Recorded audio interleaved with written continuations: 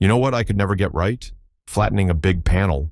I'm talking a wide tabletop, a workbench slab, anything over 3 feet, where you glue up several boards and then try to make it all one smooth, flat surface. I'd go at it with a jack plane, then a jointer, then a sander, and somehow I'd always end up chasing high spots around like a dog, chasing its tail. Take down one ridge, create a hollow somewhere else. It was maddening. Then about 4 years ago, I started reading about how the Royal Navy maintained the decks on their warships.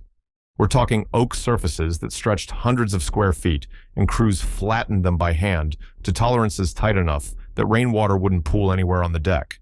They did this with hand planes the size of small canoes and blocks of sandstone dragged across the planking on hands and knees. And their results were better than anything I've ever achieved with modern tools on a 4-foot tabletop. Today, I'm going to walk you through exactly how they did it, the tools they used, the techniques they followed, and the thinking behind it all. Plus, stick around to the end because I picked up a simple drag testing trick from these old naval methods that completely changed how I check a surface for flatness. Let's get into it. The wooden warship might be the most ambitious woodworking project in human history. From roughly the 1500s through the 1800s, entire nations depended on fleets of vessels built almost entirely from timber. And the deck of a warship wasn't just a floor. It was a precision surface that had to do several jobs at once. First, it had to shed water. Any standing water on a deck meant rot, and rot on a warship meant death. Second, it had to be smooth enough for heavy cannon carriages to roll freely during battle. A gun crew needed to run a cannon weighing over a ton back and forth on that surface without it catching or binding. Third, it had to be safe underfoot for barefoot sailors working in rain and spray. And fourth, it had to remain structurally sound across a span that could stretch 60, 80, even 100 feet on the larger vessels. The men who built and maintained these decks weren't artists working in a quiet shop. They were shipwrights and ordinary seamen doing brutal physical labor in terrible conditions. But the methods they developed were remarkably sophisticated.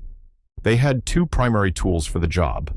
The first was an oversized jointer plane, sometimes over 3 feet long, designed to be operated by 2 men. The second was the holystone, a block of natural sandstone used to abrade the deck's surface, smooth after planing. Together, these tools formed a flattening system that worked on a scale most of us will never attempt, but the principles behind them apply to any large surface you'll ever build. What struck me most when I started studying this was the philosophy. These men didn't think of flattening as something you do to a board. They thought of it as something you do to a surface, meaning the entire surface as one connected plane. That single shift in thinking is what changed everything for me. Now, the first thing the shipwrights did, and this is the part most of us skip, is they assessed the entire surface before picking up a single tool. They didn't just eyeball it and start planing wherever looked rough. They had a system. The simplest version was the water test. They'd slosh a bucket of seawater across a section of deck and watch where it moved. Water flows to the low spots and sits there. High spots dry first. Within a minute or two, you had a map of the entire surface, showing you exactly where material needed to come off and where it didn't. I tried this in my own shop with a spray bottle and a wide glue-up, and I was shocked at how much information it gave me compared to just sighting down the board with one eye closed.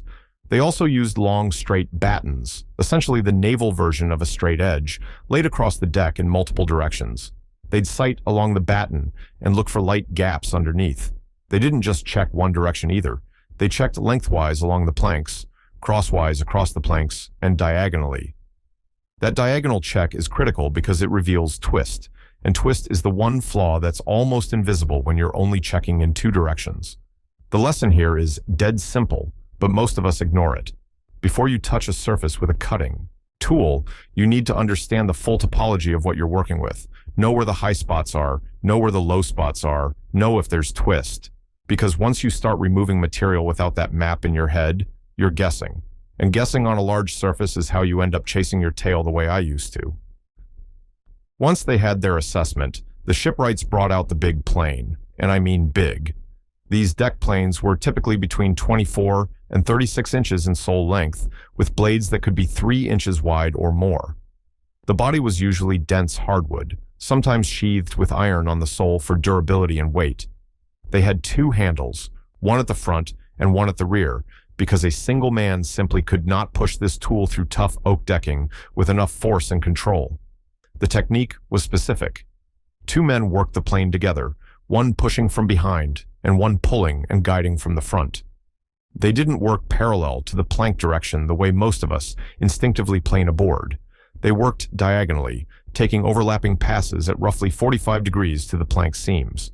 Then they'd come back and work the opposite diagonal. This crosshatch pattern is the key to the whole operation. When you plane diagonally, you're cutting across the high spots from two different angles, which prevents you from simply following the existing contour of the surface. It forces the sole of the plane to bridge across low spots and only contact the high points. After the two diagonal passes, they'd make a final set of passes, parallel to the plank direction, to clean up the surface and remove the cross-grain marks. The result was a surface that was flat across its full width and length, not just flat in one direction. The weight of the tool did most of the work. That's the part I didn't understand until I really thought about it. A heavier plane with a longer sole naturally bridges across hollows and only cuts the peaks.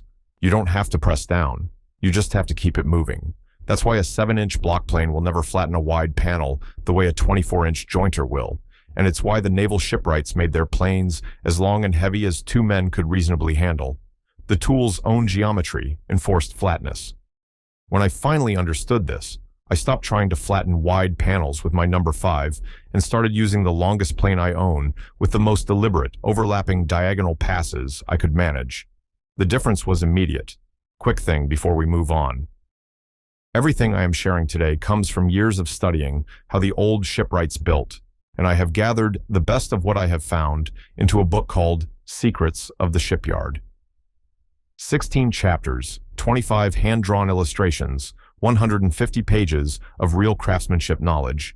Scan the QR code on screen or hit the link in the description if you want to take these lessons off YouTube and into your shop.